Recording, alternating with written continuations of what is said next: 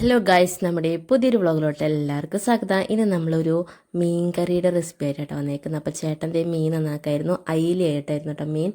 അപ്പോൾ അതിക്കേണ്ട നാളികേരം, പിന്നെ അതുപോലെ തന്നെ ഇഞ്ചി, പച്ചമുളക്, പിന്നെ പുളി വെള്ളത്തിലിട്ട് വെച്ചിട്ടുണ്ട് കേട്ടോ. നമുക്ക് ആദ്യം തന്നെ കുറച്ച് നാളികേരം മിക്സിയുടെ ജാറിലിട്ടിട്ട് നമ്മളിവിടെ ഒരു നാളികേരം അങ്ങനെ എടുത്തിട്ടുണ്ട്. തേങ്ങ അരച്ച് കറി വയ്ക്കാനായിട്ടാട്ടോ നമ്മളിവിടെ എടുത്തേക്കുന്നത്. ഇനി ഇതിലേക്ക് ആവശ്യത്തിനുള്ള നാളികേരം നമ്മൾ മിക്സിയുടെ ജാറിലോട്ട് ഇട്ട് കൊടുക്കുന്നുണ്ട്. ഇനി അതിലേക്ക് അത് അരയാൻ ആവശ്യത്തിനുള്ള വെള്ളം കൂടെ ഒഴിച്ചിട്ട് നമുക്ക് അതൊന്ന് ജസ്റ്റ് അരച്ചെടുക്കാം കേട്ടോ.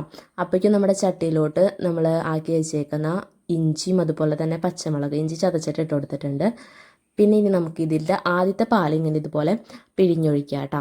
അതിന് ശേഷം പിന്നെ ഇതൊന്നുകൂടി നമുക്ക് ആക്കണം. ബാക്കി കുറച്ച് നാളികേരം നമ്മൾ നാളികേരത്തിൻ്റെ ഇത് നമ്മൾ മിക്സിയുടെ ജാറിലോട്ട് ഇട്ട് കൊടുത്തിട്ട് അതിലേക്ക് ആവശ്യത്തിനുള്ള മുളക് പൊടി ഇട്ട് കൊടുക്കുന്നുണ്ട്. കറിക്ക് ആവശ്യത്തിനുള്ളത് ഇട്ട് കൊടുക്കുന്നുണ്ട്. പിന്നെ നമ്മൾ ഈ ടൈമിലാണ് ചേർത്ത് കൊടുക്കുന്നത് കേട്ടോ, എല്ലാ മുളക് പൊടിയും കാര്യങ്ങളൊക്കെ. പിന്നെ നമുക്ക് ചേർത്ത് കൊടുക്കേണ്ടത് മല്ലിപ്പൊടി ആയിരുന്നു കേട്ടോ. ഒരു 2 ടീസ്പൂൺ എങ്ങാനും മല്ലിപ്പൊടി ചേർത്ത് കൊടുക്കുന്നുണ്ട്. പിന്നെ അതുപോലെ പിന്നെ നമ്മൾ ചേർത്ത് കൊടുക്കുന്നത് മഞ്ഞൾപ്പൊടിയാണ്. ഇത് 3ഉം ചേർത്ത് കൊടുക്കുന്നുണ്ട്. പിന്നെ അതുപോലെ ഇതിലേക്ക് ഇത് നല്ല പോലെ പേസ്റ്റാക്കി എടുക്കണം കേട്ടോ. ഇത് അരയാൻ ആവശ്യത്തിനുള്ള വെള്ളം കൂടെ ഒഴിച്ചെടുക്കുക. പിന്നെ നമ്മൾ പെരിഞ്ചീരകം കൂടെ ചേർത്ത് കൊടുക്കുന്നുണ്ട് കേട്ടോ. എന്നിട്ട് ഇത് നല്ല പോലെ പേസ്റ്റാക്കി എടുത്തിട്ടുണ്ട്. ഈ അരപ്പ് അങ്ങനെ നമ്മൾ മീൻ കൂട്ടാൻ നമ്മൾ നേരത്തെ പാല് പിഴിഞ്ഞ് വെച്ചിട്ടില്ലേ, ആ ചട്ടിയിലോട്ട് ഇട്ട് കൊടുക്കുന്നുണ്ട്. നമുക്ക് കറിക്ക് ആവശ്യമായ അയിലൊക്കെ നമ്മളിവിടെ വൃത്തിയാക്കി വെച്ചിട്ടുണ്ട് കേട്ടോ.